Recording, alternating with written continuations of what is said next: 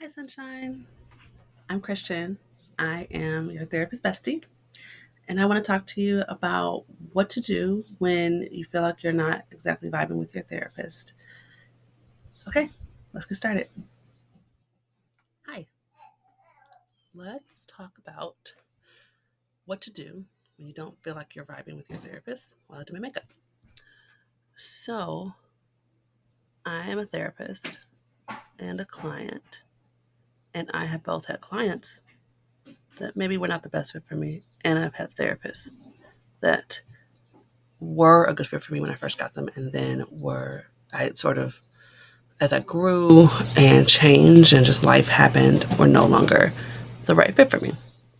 And sometimes those relationships naturally sort of ended. Like there have been times when I moved, and other times I've had to um, exit the relationship with my therapist. Um, yeah. So, how did I know? Well, when, as a therapist, when a client is talking and it seems like I'm doing most of the talking, I start to assess whether or not this is a good fit. Because the bulk of the communication, in my opinion, should be coming from the client because you're here, this is your hour, you're here to share your story.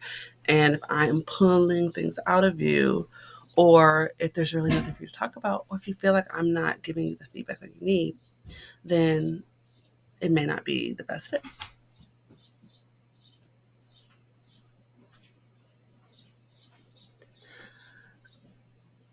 As a client myself, I started to feel that my therapist wasn't the right fit when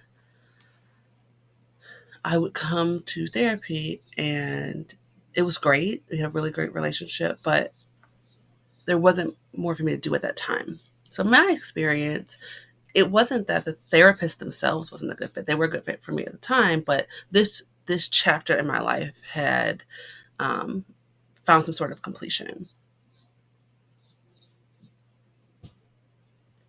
Okay, I don't know what that means.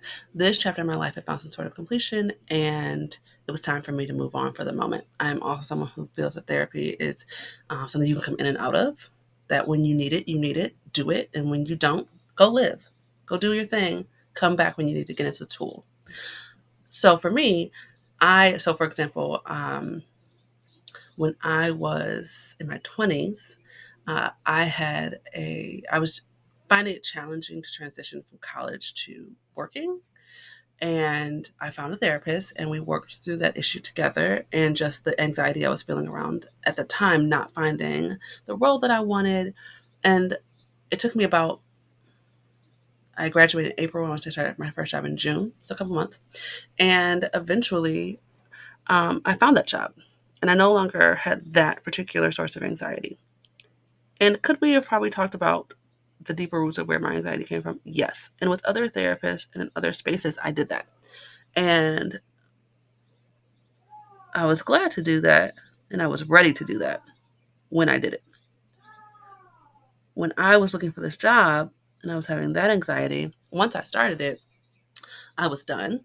And I wanted to just jump into working. And I did. And I'm glad that I did because I wasn't in a space to work through anything deeper at that time. And I didn't force myself to do so. And I think that's one of the things that sometimes we get caught up with in therapy is like, keep going, keep going, keep going. You don't always need to keep going. Sometimes you need to just live, just relax. It's the same thing as when you are working, when you're resting. Sometimes you are doing that emotional work and you're in that moment. And sometimes you need to rest. And that may be taking a break from therapy.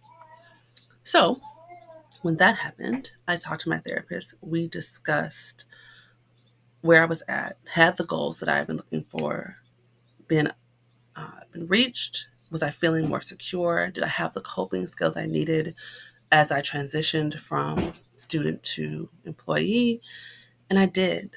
And I was in a good space. And it was time for me to go. And we had a closing session and moved on.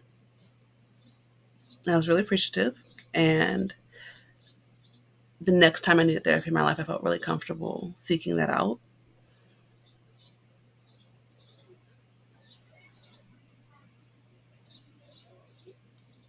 It's important that you listen to what you need when you need it. You're human, you change, you grow. You don't always need the same things at the same time. I mean, I'm sorry, you don't need the same things always. So if you need therapy, go. If you're feeling like you have something you want to talk about, you want to work through and process through things in your past that are holding you back, go and work that out. And when you're done, when you feel like you've reached a place where you're okay to stop, stop. It's your life. Live it. All right, sunshines. Talk to you next time. I hope that was helpful.